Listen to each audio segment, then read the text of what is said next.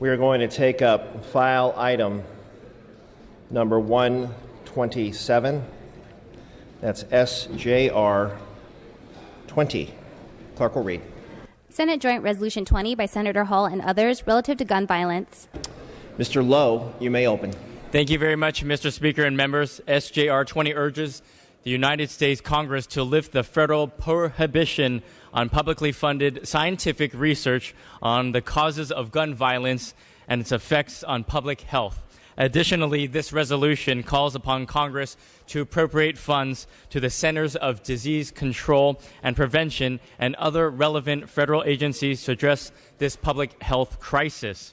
Since 1996, and in spite of staggering numbers of gun-related deaths, Congress has effectively prohibited the CDC and other federal agencies from conducting scientific research on such topics. This lack of research has made it more difficult to objectively assess the public health impacts of gun violence and the lives lost each year. It's time for Congress to lift the prohibition on publicly funded research, and I respectfully ask for your aye vote. Thank you, Mr. Lowe. Seeing no discussion or debate on the item, clerk will open the roll. All members voted. Desire to vote. All members voted. Desire to vote. All members voted. Desire to vote.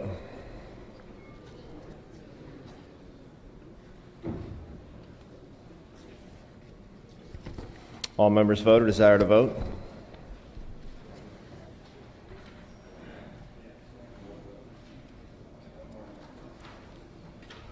All members voted. Desire to vote.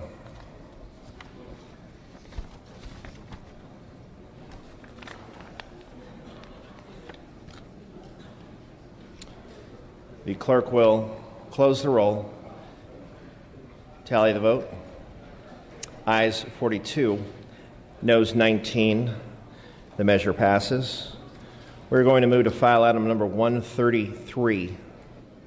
That's SB 880. Clerk will read. Senate Bill 880 by Senator Hall and others, an act relating to firearms.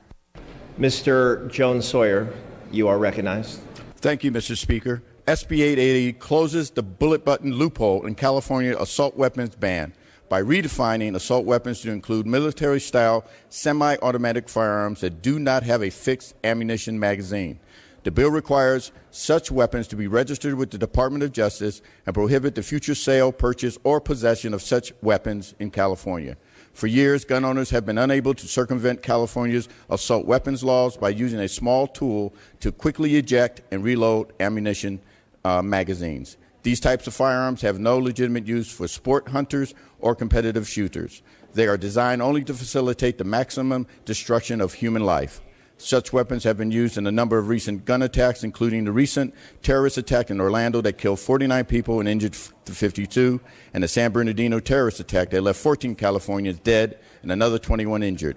Members, too many of our sons and daughters, too many of our brothers and sisters, too many of our mothers and fathers have fallen victim to gun violence in California. We cannot afford to delay action any longer. The time to act is now. I respectfully ask for your aye vote. Thank you. Thank you, Ms. Jones-Sawyer. Ms. Grove, you are recognized.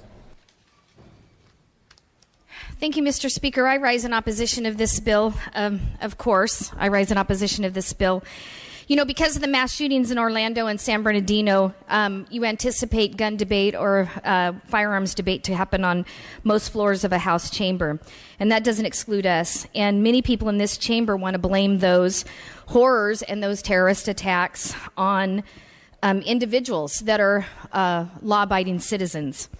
And they want to blame those terrorist attacks and those attacks that took place in our communities here in the United States of America on 30-round magazines, 10-round magazines, or semi-automatic rifles. You want to blame something that you can control, but you can't control murder and you can't control insanity. And some of you think, yes, you can. You know, we can control that. We can take the firearms away from people. But I've got a pretty good suspicion that Razin Farouk and Tafeen Malik would have still used their pipe bombs and done everything they could to illegally obtain weapons in order to kill the people that they wanted to kill. There's two kinds of animals in this world. There's predators and there's prey. Permission to read. Without objection. So I was listening to, I was reading a document the other day, and it said, no one watches as a leopard chases down a gazelle and denies the gazelle the right to use its hooves and horns to protect itself from the predator. But there are people in this room and all across the country that would deny the same right for self-defense for human beings.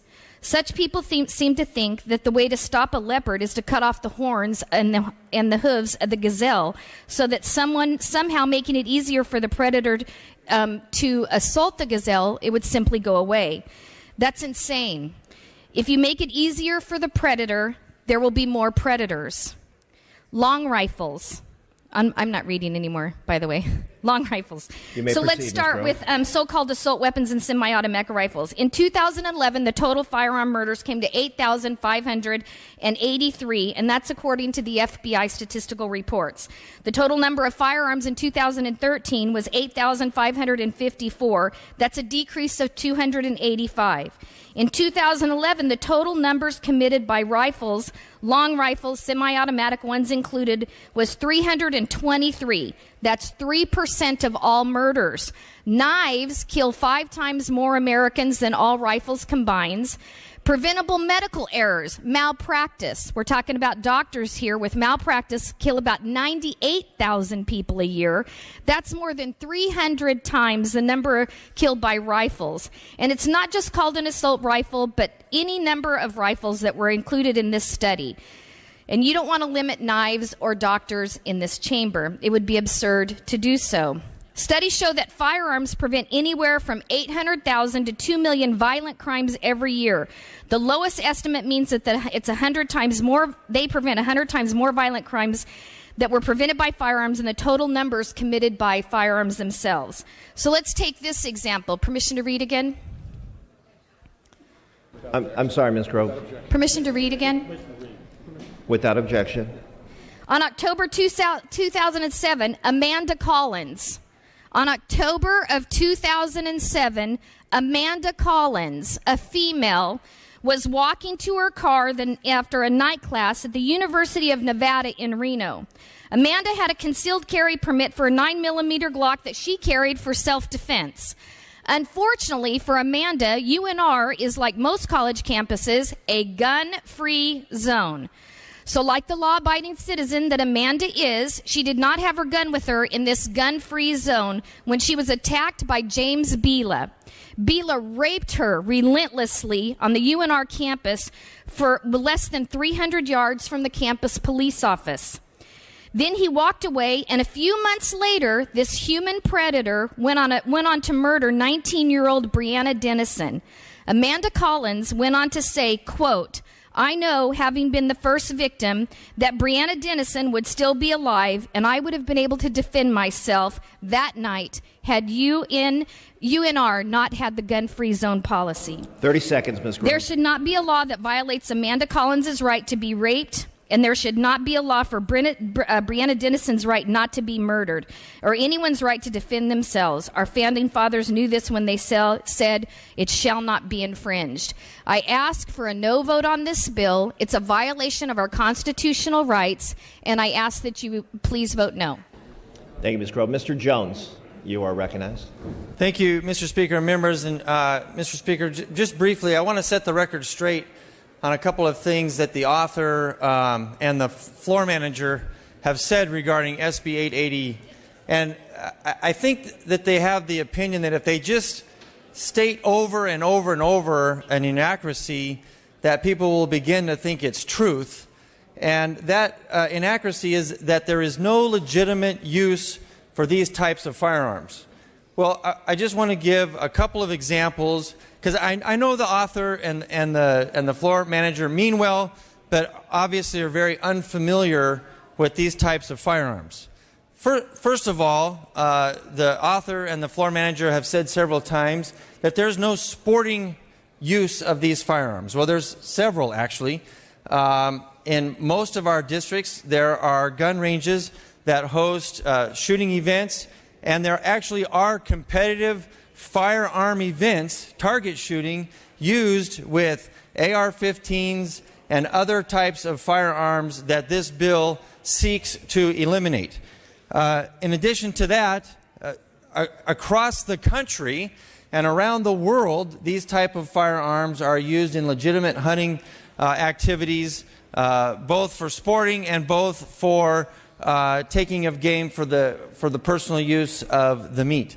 And then third, and probably the most legitimate use of these firearms, are self-protection and home defense.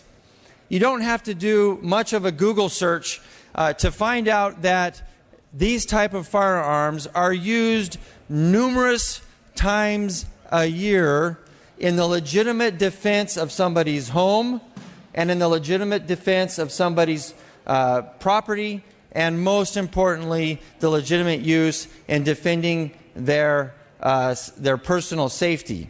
So I just want to set the record straight on that. In addition, Mr. Speaker and members, this bill really, many of us are going to argue that it's unconstitutional because we believe that it is. Permission to read, Mr. Speaker. Without objection. Thank you. By banning what amounts to millions of commonly owned hunting and sporting rifles, SB 880 plainly conflicts with the Second Amendment. As the Supreme Court noted, arms, in quote, typically possessed by law-abiding citizens for lawful purposes, end quote, or those, quote, in common use are protected. District of Columbia versus Heller, 554 U.S.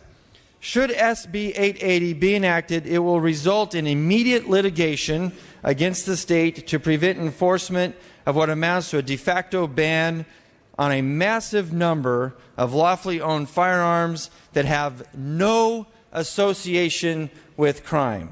Ladies and gentlemen, the author and the floor manager have stated many times that they have no intent in infringing on our Second Amendment rights.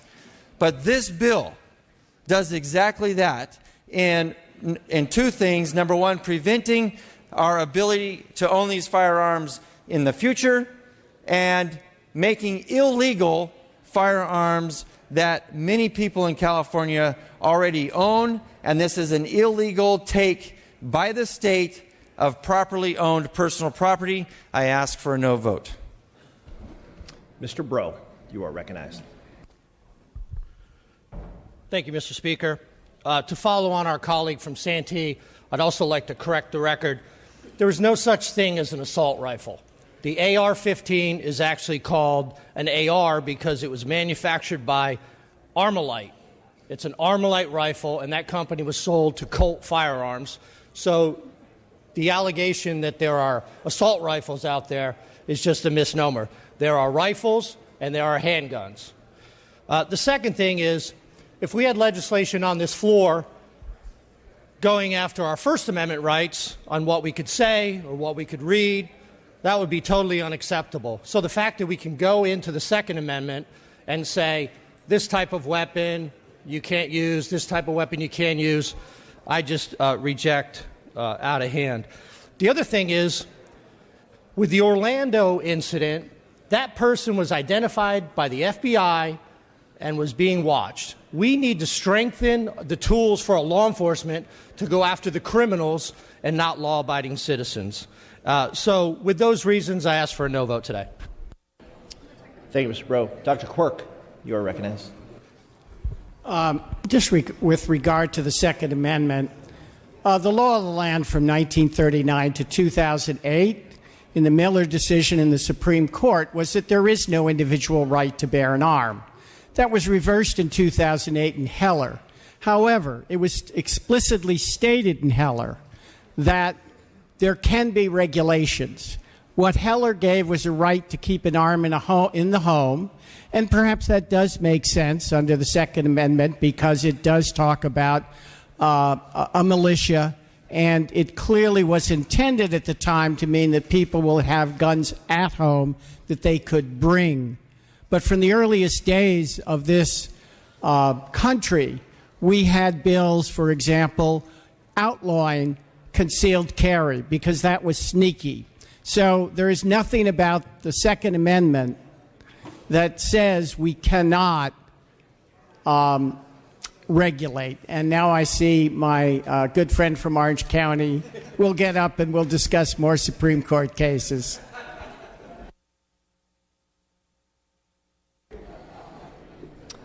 Thank you, members. Members, please keep your comments confined to the bill in front of us.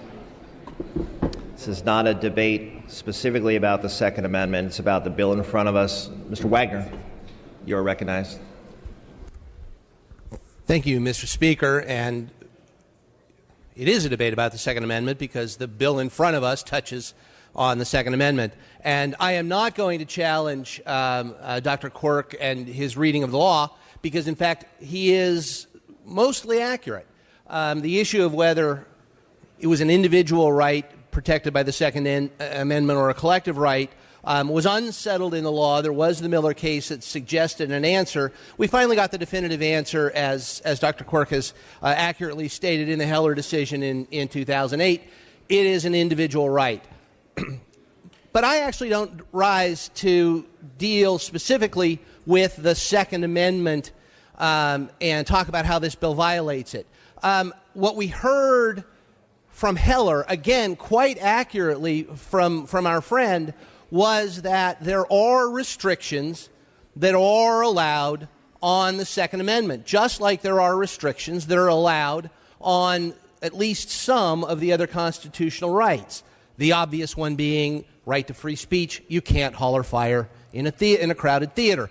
We recognize that limitations are permissible. What we're debating here is the scope of those limitations. We have yet another bill closing supposedly yet another loophole, asking for yet another regulation, and at some point the supposed Einstein definition of insanity ought to kick in, and that's doing the same thing over and over again and hoping for a different outcome. We keep passing these kinds of bills. We have assault weapons bans, and we have waiting lists, and we have gun-free zones, and we do this, and we do that, and we do the other thing, and we keep finding ourselves surprised when bad guys do bad things with guns. Let's not be surprised. It's going to happen again. Let's not kid ourselves that this bill is the one thing we've been waiting for to put an end to gun violence in the United States. Let's not kid ourselves that the 6 or 7 that we're considering today are all the regulations, the little bit more we need to do. We are going to keep finding ourselves in this situation if we keep doing the same thing. Here's something radical. I read in the LA Times about a movement in West Hollywood, of all places, went by the hashtag shoot back. Everyone on this floor, because we are Americans, is a target of Islamists, of ISIS, of Islamic fundamentalists. But some of us, as Orlando demonstrated, are perhaps more of a target than others. In the Middle East, the gay community doesn't get shot.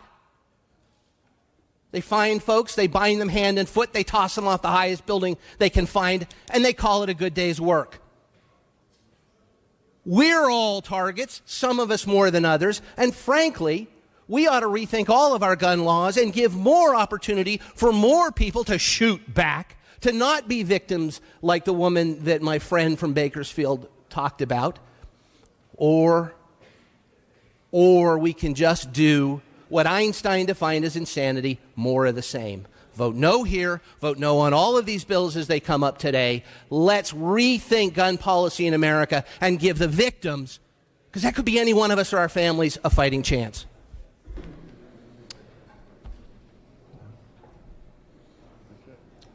All debate having ceased on the item, Mr. Jones-Sawyer, you may close. Thank you, Mr. Speaker. And I want to thank everyone's comments on this very important issue. As the chair of public safety, my colleagues in here that have opinions about this, whether it's mental health, whether it's the number of suicides, I welcome any bills that address specifically the the urgency of dealing with those individuals to come before the Public Safety Committee, because I think they are appropriate, and we should begin to have that dialogue. Even if we want to have that dialogue about the Second Amendment, which is not what this bill is about, if you want to have the dialogue about the Second Amendment and the part that says a well-regulated militia and how we should regulate that militia, I am perfectly welcome to hear that within the Public Safety Committee. This bill simply clarifies the original intent of a previously approved California assault weapons ban, which is to prohibit detachable magazines on military-style assault weapons. But most important, anyone who currently legally owns one of these firearms will have 12 months to register with the Department of Justice, and most important, keep their firearms. I respectfully ask for your aye vote. Thank you, Ms. Jones-Sawyer. With that, clerk will open the roll. All members vote or desire to vote. All members vote or desire to vote.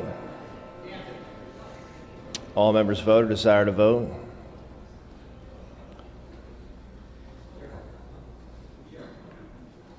All members vote who desire to vote. All members vote or desire to vote.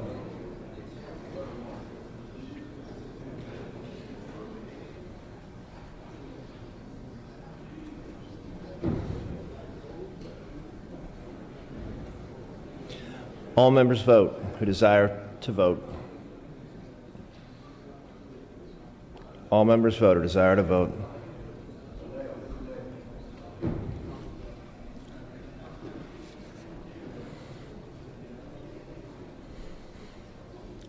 All members vote who desire to vote.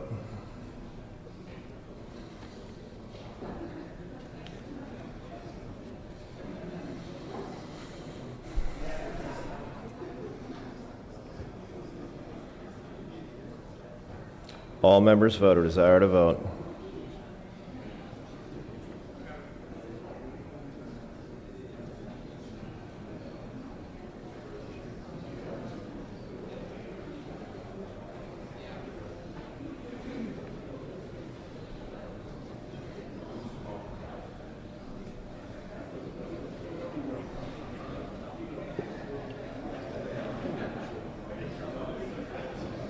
All members vote or desire to vote. All members vote or desire to vote.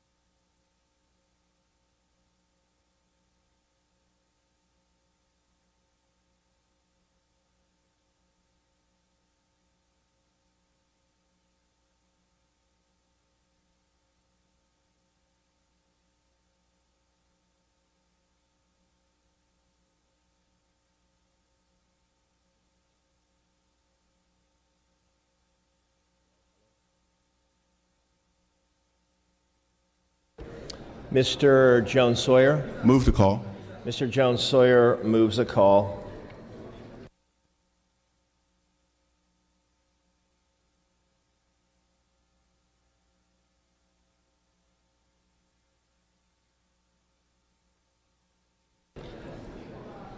Members, I'm prepared to immediately lift the call. Clerk will open the roll. Members, this is SB 880, lifting the call. Clerk will close the roll. Ayes 42, noes 30. The measure passes. Members, we are going to move to file item 134, SB 894. Clerk will read. Senate Bill 894 by Senator Jackson, an act relating to firearms. Mr. Bonta, you may open. Thank you, Mr. Speaker and colleagues. I'm pleased to present today SB 894 by Senator Hannah Beth Jackson. SB 894 would strengthen our gun laws by requiring a person to report the theft or loss of a firearm within 5 days that the person knew or should have reasonably known that the firearm had been lost or stolen.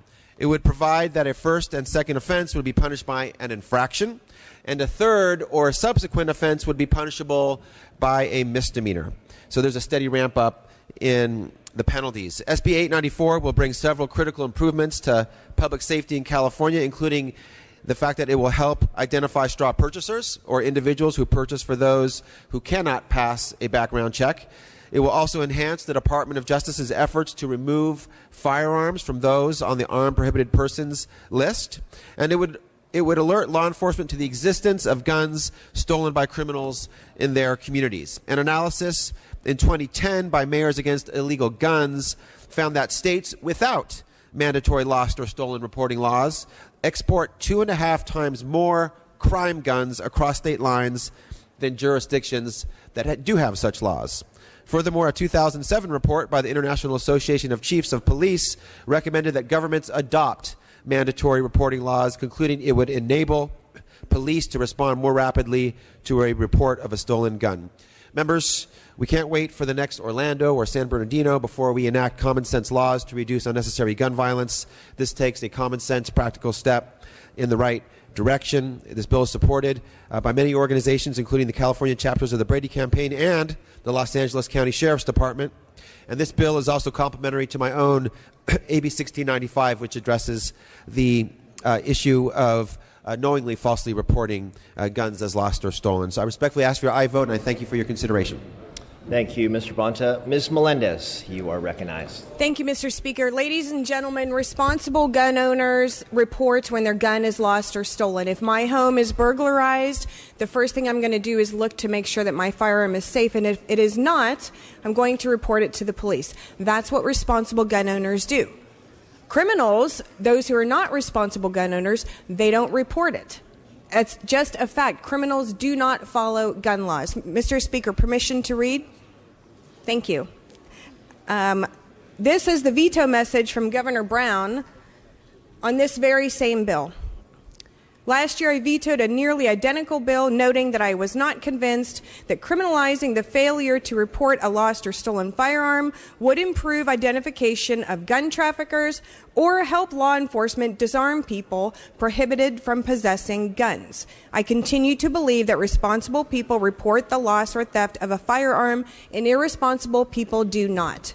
If someone is going to go commit a crime, and they're not legally allowed to own a firearm, they will get one from someone else, and it's probably not going to be from a firearms dealer. So they're not going to report that their gun is lost or stolen. This is common sense. Please, I implore you to just use some common sense when voting on these bills. This will save no one's life. I urge a no vote.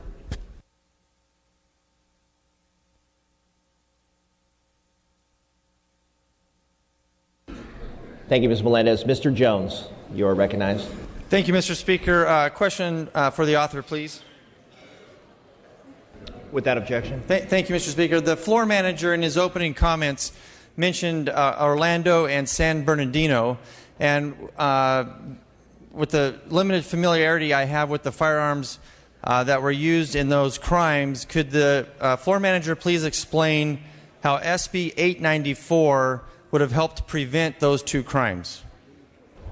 Mr. Bonta, you may address that now or in your close. I appreciate the question. I'm happy to answer that in my close, and I will do so. Thank you, Mr. Bonta. Mr. Jones, you may proceed. Thank you, Mr. Speaker. I look forward to the answer to those two questions because, as far as I know, and I think most of us understand from the reports that are coming out of those two crimes, neither of those two crimes were stolen firearms, or in this case, weapons, used. And so I stand in support and agreement with our colleague from Riverside and also ask for a no vote. Thank you.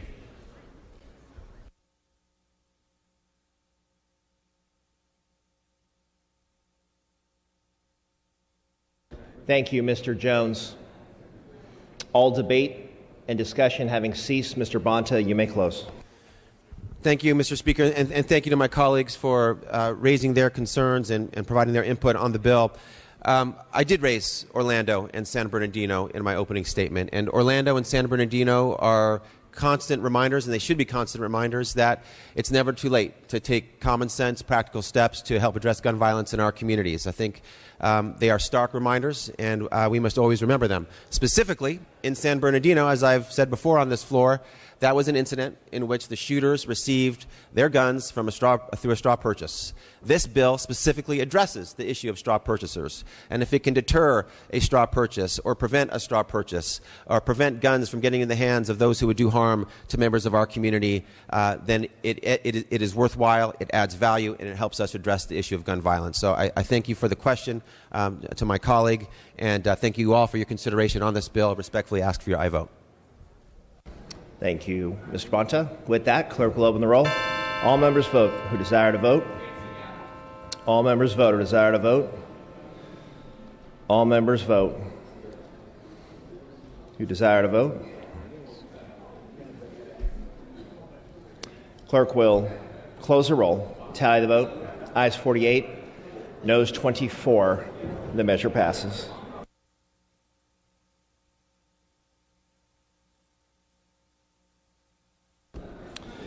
Members, we will move to take up file item 136, SB 1446. The clerk will read. Senate Bill 1446 by Senator Hancock and others, an act relating to firearms. Mr. Lowe, you may open. Thank you very much, Mr. Speaker and members. Senate Bill 1446 goes a long way in keeping us safe. This bill would prohibit the possession of large capacity ammunition magazines defined as ammunition feeding devices holding more than 10 rounds in the state of California. In 1999, the legislature passed SB 23, which prohibited the possession of assault weapons. As part of this legislation, the importation, manufacture, and sale of large-capacity ammunition magazines was strictly prohibited. However, the possession of high-capacity magazines was not. With respect, I ask for your aye vote. Thank you, Mr. Lowe. Mr. Obernolte. Colleagues, last week I was deeply moved and very humbled when the Dalai Lama addressed our assembly in joint session. One of the things that he said that really stuck with me was that the solution to gun violence in our society does not start with gun control, it starts in the hearts of our citizens. And although I don't think that he was advocating against gun control, I do believe that the point that he was making is that gun violence in our society is a symptom of larger problems. And these are problems that we are all familiar with, the problems of racial bias, the problem of religious intolerance, and the problem of income inequality. And until we solve those underlying problems, no amount of gun control and no restrictions on high-capacity magazines are going to improve the situation. And colleagues, if you want proof of that, you need look no further than countries that have much more stricter gun control than we do here in California, countries like China. Last year, there was a terrorist attack in China where 50 people were killed with a knife. With a knife, colleagues. Nothing that we do here can solve that problem of violence until we address the underlying problems. And addressing those problems will require all of us working together to end racial bias, working together to end religious intolerance, working together to improve income inequality.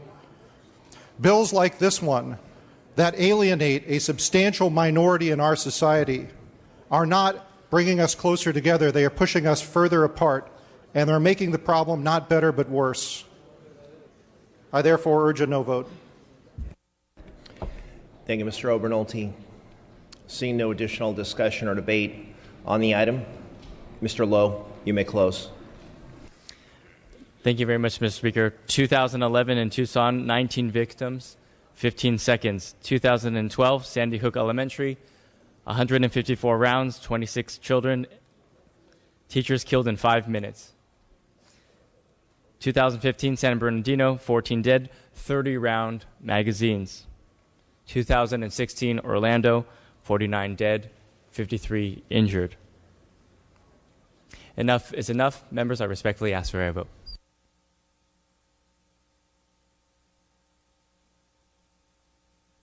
Thank you, Mr. Lowe. With that, clerk will open the roll. All members vote or desire to vote. All members vote or desire to vote. All members vote who desire to vote. All members vote or desire to vote. All members vote who desire to vote. Clerk will close the roll, tally the vote. Ayes 43, noes 29. The measure passes.